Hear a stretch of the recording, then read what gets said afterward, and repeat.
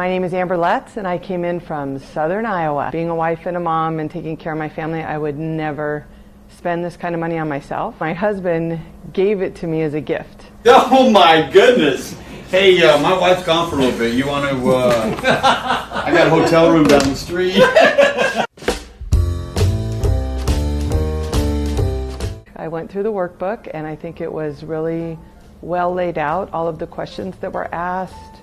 Really kind of identified any of the areas that might make you hold back or say no, and really helped you to kind of jump the fear. I love it! We bucket! Have you ever seen such bluer eyes? I think I'm getting free drinks tonight at the bar. What do you think? He has a love of learning for his craft, and that comes out in his kindness, in his perspective, in the way that he looks at each person individually who walks through the door. I cannot state enough. Buy the book. The book walks you through step by step where you need to go, how you need to come to terms with allowing the change to happen. Young Amber come to the top once again. It's marvelous. It's beautiful as she is. All right. Woo. We're going out. Bye, guys. Robert, we'll be back.